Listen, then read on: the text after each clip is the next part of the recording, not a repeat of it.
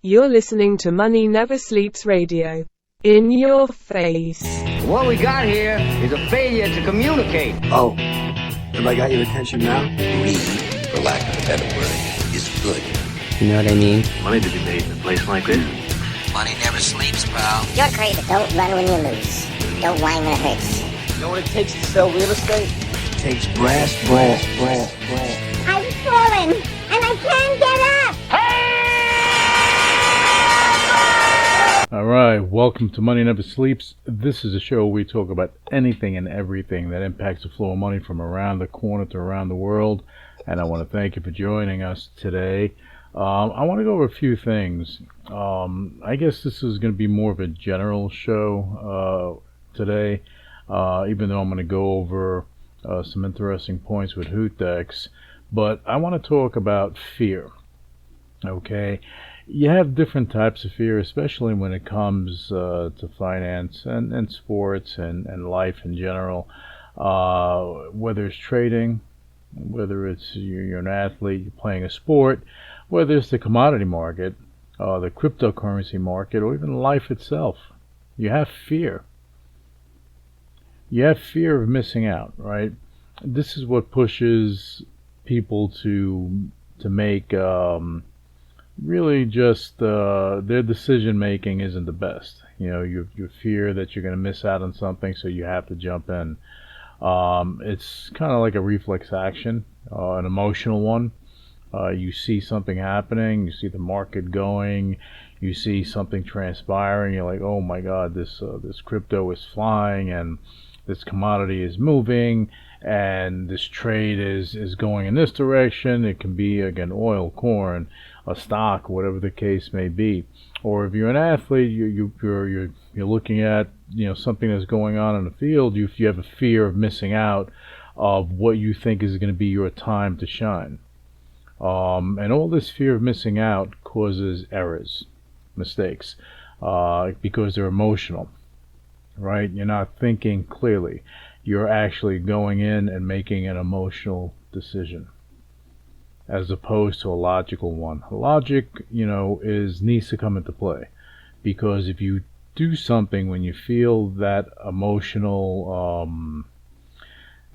kind of engulf you, the one thing I can tell you is just take a pause, stop, think about what you're feeling, and think about what's going on. Again, this is not a psychological assessment by no means, but it's about looking at things in the right manner. If you're a trader, whether you're trading stocks, bonds, forex, whatever you're trading, especially if it's high paced, if you fear missing out, you have that FOMO, fear of missing out of something, it's going to push you to make uninformed decisions. It's going to push you to make decisions normally you wouldn't make if you were thinking about things logically. Same thing, again, as an athlete, you have the fear of missing out of your moment. So you'll go and do things normally you wouldn't do.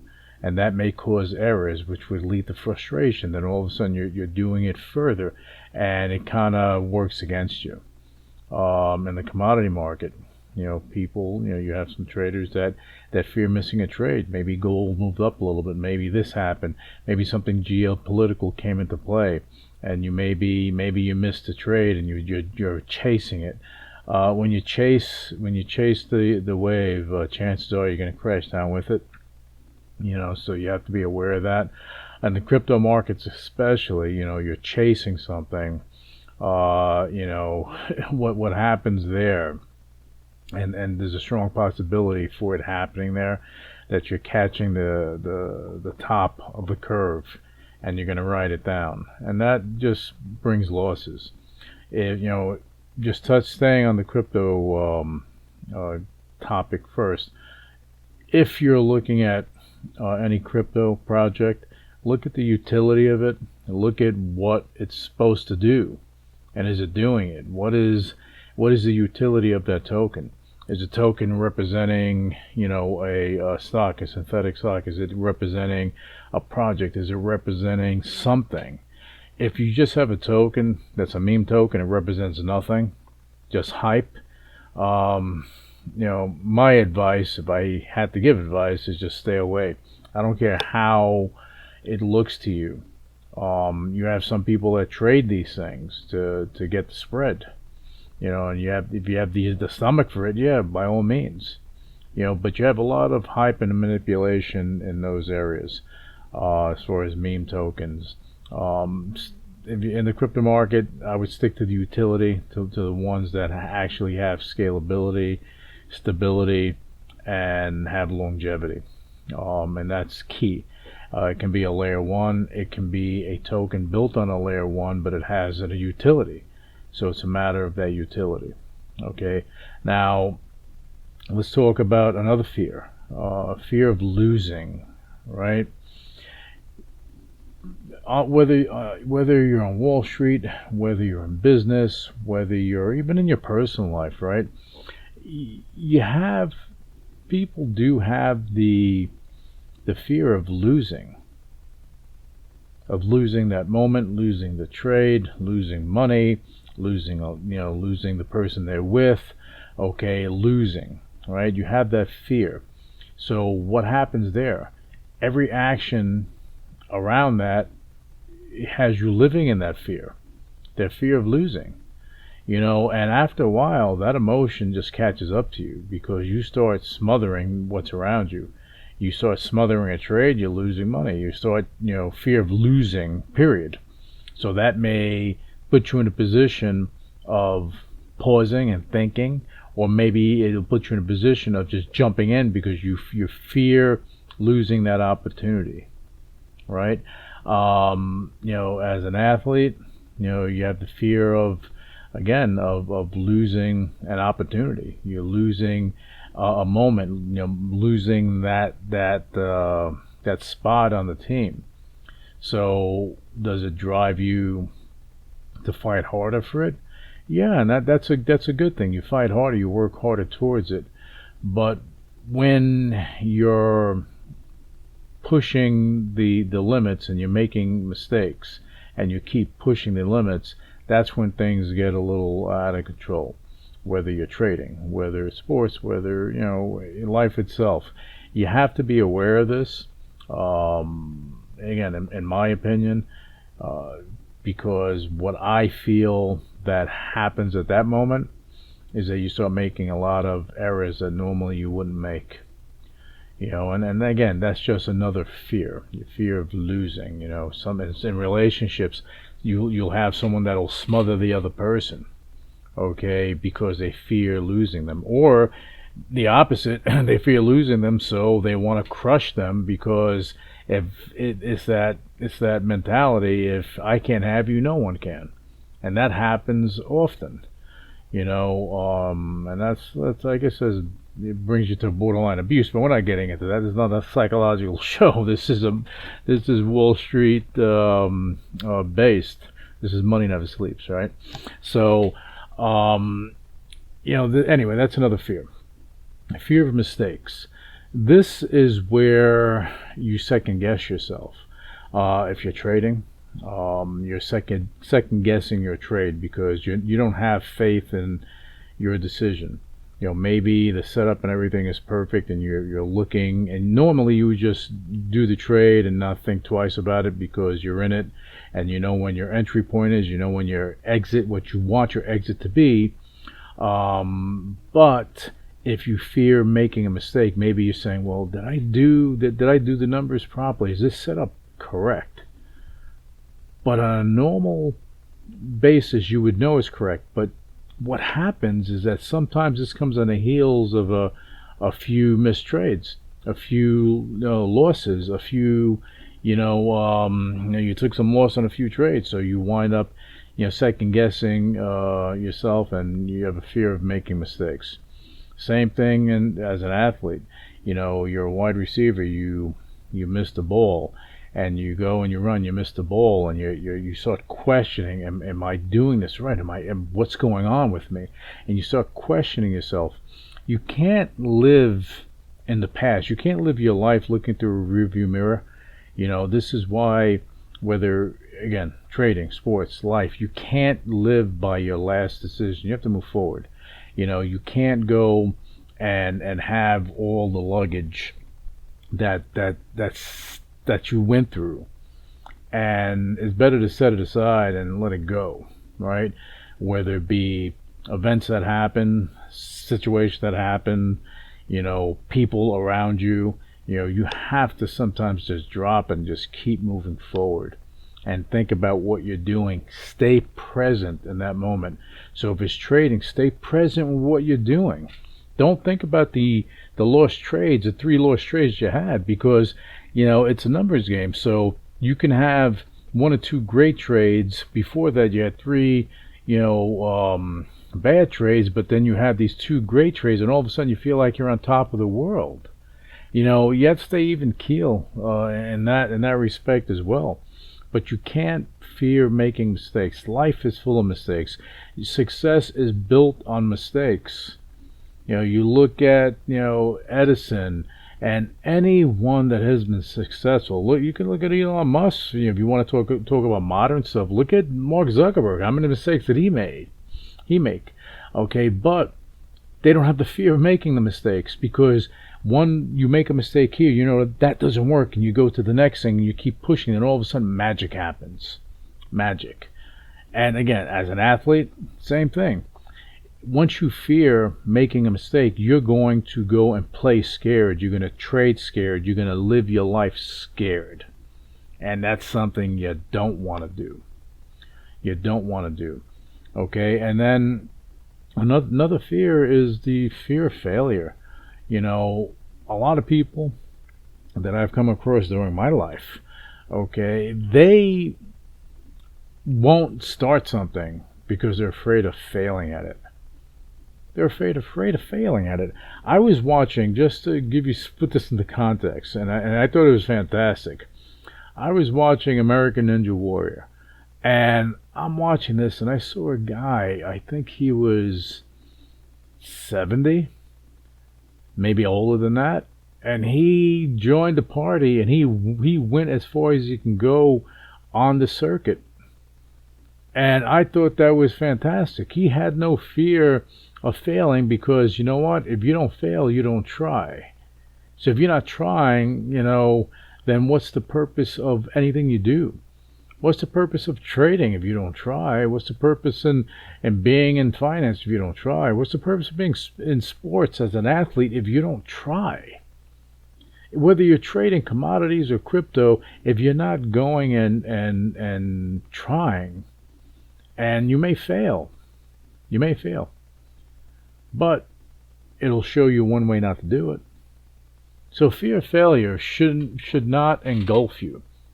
But, a majority of the people that live among us, they have a fear of failure, so they'll never start the thing. The people that'll start the thing are the people that really aren't afraid of failure. They really probably don't think about what they have to lose, because they're trying to solve a problem, trying to do something amazing. So you try, and if you fail, you go again. You fail, you go again, because at some point in time you're going to get it right. You're going to find the right formula to make it happen. This is where you have these fantastic athletes. Do you think Tom Brady didn't fail? Of course he did. Until he got the right solution, and all of a sudden, boom, magic. Now he's the GOAT, right? In the NFL. You have Messi, you have Beckham, you have these guys, you have Ronaldo, you have these guys in soccer that they failed, but they built up and they created a formula that works for them, and they utilize it. You see it. You see these, when these guys played, you see them. They have their formula. They know how it works. They know how to go and put everything in play. They're not afraid of failure, because when you are afraid of doing that, you're afraid of going and taking a chance. And even in life, you're afraid of failure, afraid of starting something, afraid of talking to someone. Maybe you may have the love of your life right there, but you're afraid of being rejected, so you won't say anything. So it may not have worked out anyway, but you don't you don't lose anything for trying. You get a rejection. Get used to rejection. You get used to rejection. Get used to the no's. It's just going to lead you to a yes. That's sales 101. You're going to get a lot of no's. Get thick-skinned and get used to it. All right. So anyway, I just wanted to go over these fears because it's something that was on my mind over the past week, especially with what's going on in the forex markets, in the stock market, the commodity markets, and what's happening. And I see, we have some major sporting events that have been going on. So I just thought that this would be good to talk about on the show. That is kind of in the world of finance, but away from it, but still in the world of finance. All right. Anyway, so now we're going to change topics, and we're going to go and we're going to talk about HootDex. HootDex is a decentralized cryptocurrency exchange, and they have some interesting things that are happening. First, you have a plethora of tokens that actually have utility, whether they're currency, commodity related, whether they're venture related, whether they're digital credit note tokens, whether they're digital basket tokens that kind of act like trading accounts or ETFs. There are a lot of things happening there. The great thing that's transpiring now, and it has nothing to do with the exchange itself, is just what was done for the wallet that is built on the Pecu Novus blockchain. What wound up happening is that there was an integration of Metamask. All right, and if you don't know what Metamask is, it is probably the top DeFi wallet, hands down. And they've been scaling and growing and adding a lot of different utility within the wallet itself, and it's fantastic because it breeds a layer of comfort. You have millions and millions and millions of people that use MetaMask because they trust it. All right, you have other decentralized wallets out there where you make a wrong move and poof, you can lose what you have. But with MetaMask, it gives you a whole cornucopia of things there and a lot of utility. The one thing that I found interesting with MetaMask is that first they support the buying of USDC, USDT, ETH, wrap BTC, and I think BTC itself. And they support this by through credit cards, debit cards, Apple Pay, Google Pay, PayPal, bank transfers, regional payment methods and the like, and they accomplish this through an integrated fiat on-ramp, and they have partners, whether it be a MoonPay, whether it be a Transact, a Mercurio, they have these partners in place, and that is key. And with the Pecu Wallet has integrated MetaMask into the wallet for these reasons, so that users and members of the Pecu Novus ecosystem, they have the ability to go and onboard easier. They can onboard to the Pecu Novus ecosystem, and by doing that, they have easy access to HootDex and trading there.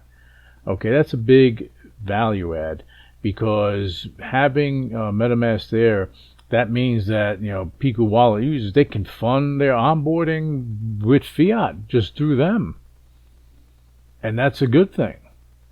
And because with how HootDex works, the way you connect your Pecu Wallet to HootDex is not signing in, because HootDex doesn't have a wallet. HootDex doesn't have anywhere that you actually sign in. The way you access the system, because HootDex itself is a platform, it's a playing field, it allows people to go and swap there, trade there, and do whatever they need to do there. And by connecting the Pecu Wallet, it allows you to have whatever you have in your Pecu wallet. It allows you to go utilize that for your transactions on the exchange. Now, going back to what makes it interesting, you're not actually having to go and put your password and everything else, your Pecu wallet password on HootDex. It's a simple thing. It's an access key. Same way you have a private key, you have an access key. And what makes this access key really unique is that in the wallet, if you use your access key, let's say on HootDex or another platform that's built on Pecu, and you use your access key on it, and let's say you forget to disconnect it, you're like, oh my god, I forgot to disconnect it. You go into your wallet, you don't need to go back to the site. You just go and change your access key, and it disconnects automatically without you having to go everywhere in the world to change it. Ease of use, user friendly. And this is what allows members to actually go and have more utility about, with what they're doing on HootDex and what they're using the wallet for. And this is why I wanted to actually go over this, because, I believe that you are going to have and you're going to see a lot of different things happening in the crypto space. Whether that's BlackRock as of today. They're tokenizing money markets, using the Solana blockchain, which is fantastic. Okay, you have other groups. You had Metamask. They just took over a BVNK for them to go and have stablecoin ability globally. That's big. You have, whether it be Goldman Sachs, JP Morgan, you have, UBS, all these players, DTCC. You have all these players. They're tokenizing NASDAQ, New York Stock Exchange, and the like. CME, tokenizing assets, tokenizing currencies, tokenizing, period. This is a convergence of TradFi, DeFi coming together into making the FutureFi. FutureFi, okay, FutureFi of it all. And if this doesn't, thrill you, then nothing will. You had years ago, banking was boring. What, in the 70s it was boring, right? 60s, 70s, people were bored. It wasn't until the 80s when the junk bond market and the private equity sector started to build up. As we all know, and in case you didn't know, Henry Kravitz, Kohlberg, and Roberts, that crew, they actually pretty much took bootstrap investing and made it into private equity, what we know today. And all these players owe homage to Henry Kravitz and George Roberts and Jerry Kohlberg for this. So what we're seeing now is we see a lot of things happening in this space, in the crypto space and the tokenization space, and it's just going to become more intense as we move forward. You're going to have tokenized debt, tokenized real estate, other tokenized real world assets. But I do implore you to make sure that everything is verifiable, right? So trust but verify. That's what it comes down to. Trust but verify. So as long as you know that if it's a real world asset like real estate or something, that all the documents are in place, that are readily available, that are immutable, then it becomes a decision on what you want to make in regards to whatever you're going to do there. So this is this is FutureFi. This is where things are going. You're going to have digital assets, crypto. You're going to have that injected across social media. I promise you, it's going to be involved in e-commerce. It's going to be involved in everything. Whether it's going to be involved in credit cards, debit cards, banking, whatever. It's all going to happen. You have Swift. They're tokenizing, and they have started tokenizing to make transactions cheaper and faster. So the future, in my opinion, and beyond my opinion, FutureFi is TradFi, DeFi put together, and here you go. The future of finance. It's not someday, it's today, and it's here.